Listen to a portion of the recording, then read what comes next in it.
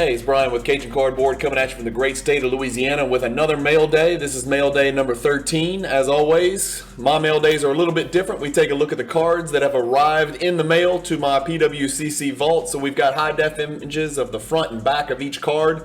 And without any delay, I try to keep these under 10 minutes, so let's get cranking.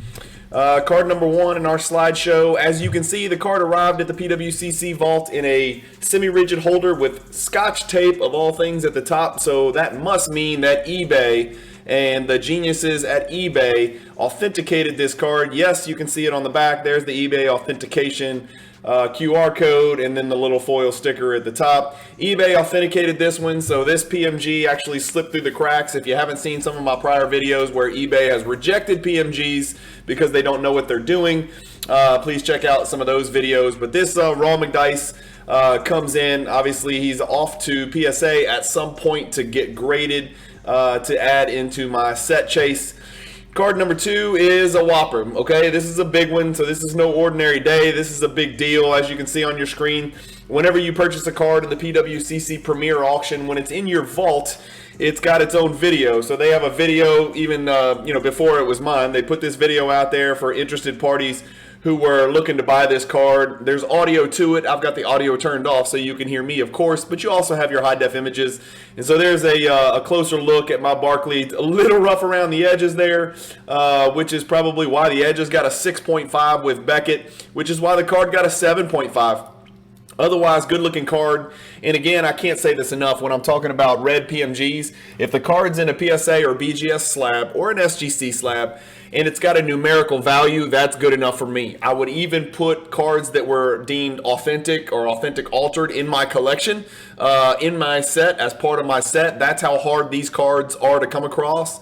Especially some of the more rare versions and some of the bigger players. You can't pick and choose. But this Barkley comes in, it's a 7.5, and it's part of it. Here's a look at the back real quick. This is a big one, and a big step forward in my set chase. So I'm super happy to have added that one. And that's the card, obviously, that's featured on the thumbnail for this mail day number 13 video. Next on our list, we got a little Shaq action. As you guys know, I PC Shaq, Giannis, LeBron, and Jordan. Those are my 4 big ones. This is a Shaq rookie or an extra rookie card, whatever you want to call it. It's the 1992 Ultra All-Rookie Shaquille O'Neal number 7 in PSA 10. This card came from a Raw collection that myself and B. Gilgis Alexander and I were business partners, 50-50 on this deal. We went through about 800,000 Raw cards, all from the 80s and 90s. We picked and chose which ones we sent off. This card was actually part of a submission where we got destroyed by PSA. I think it was like a 7.2% gem rate or something preposterous. We got annihilated. This one slipped through the cracks, and we got a nice PSA 10 on this one.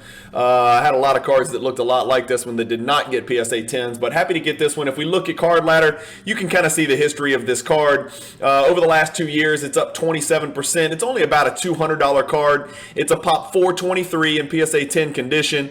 If we look at it over, let's say, the last 6 months, it's obviously going to sell pretty often. It's down 30% over the last 6 months because a lot of these high pop PSA 10s, base cards, even base rookie cards of legends like Shaquille O'Neal are on a little bit of a dip now, but happy to have it in my collection. It's not going anywhere. It's not a flip card. If I'd have gotten 2 of them, I would have flipped one, but this one stays in my collection. So that's card number 3 in our mail day. Card number 4, same theme, same brand, same year, same player, same grade. It's the other 1992 Ultra Shaquille O'Neal number 328. That's probably, I think, considered more as true rookie card. If I had to guess, there's a lot more of them. And you can see it on your screen. Pop 3,212. This is only a $100 card. This card got as high as $437, fellas, during the insanity of the first quarter bubble where all these 90s paper-based PSA 10s went bonkers.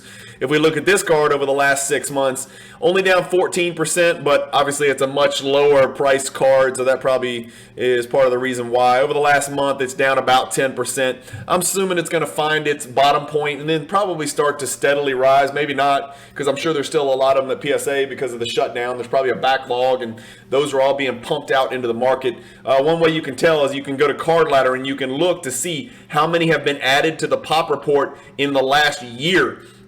2154, 3,212. Over 1,000 PSA 10s have been injected into the market of this Shaquille O'Neal rookie card. That can't do anything but depress the value of the card. No way around it when you throw that much demand into the market. That much supply into the market and the demand stays stagnant. It's going to come down, and that's what we've seen, over this last year. Like I said, down 56% in value. The card was about a $250 card last April, and now it's about a $110, $105 card right now. So is what it is. Again, it's a Shaquille O'Neal rookie in PSA 10 condition. Happy to add it to my collection. On to the next one. Another Shaquille O'Neal. This one's a little baby. It's a nuts and bolts insert from the 1995 metal set. I really like this card. I sent a bunch of these in, and this was the only one that got a 10. I think the other three, got 9s. I've actually since I think I kept those cards. I've got a little baby Shaq collection that I actually keep at my house. It's little teeny tiny cards, PSA 8s, PSA 9s, just cards I really like. This nuts and bolts got the PSA 10, so it's one that I'm going to keep in my collection for an extremely long time because I collect Shaquille O'Neal, and I didn't have it already, so that one sits nicely in my PWCC vault. Next on our lists for Mail Day 13 is the Rebound Kings. I think I've got this one pulled up. Yeah, little baby card, right? Last sold for $50. I've got the card ladder sales history pulled up. A lot of people on Facebook the other day were talking about how I don't use card ladder because it doesn't have enough cards in the card ladder database. Those people probably gave up on Card Ladder too early. Those comments make sense before Card Ladder 2.0 was released. Card Ladder 2.0 features this feature right here called Sales History. So if I'd have looked this card up in Card Ladder, let's say 7 months ago, this is what I would have gotten. No results. But they've added this little button right here, Sales History. So you can look up everything on Card Ladder that you can look up on Market Movers, 130 Point, eBay sold, etc., etc., etc., and find everyone that's sold. And look, I'm telling you, you can go back and back and back and back to 2006. It was a $21 card in 2006. So it's every Rebound Kings that's sold for the last 16 years. So those of you who have given up on Card Ladder, and everything you were saying was correct, they did have a limited number of cards in their database, but with this sales history feature, it's no different than 130 Point or any of those other data pricing tools where you can pull up all sold cards to get accurate comps.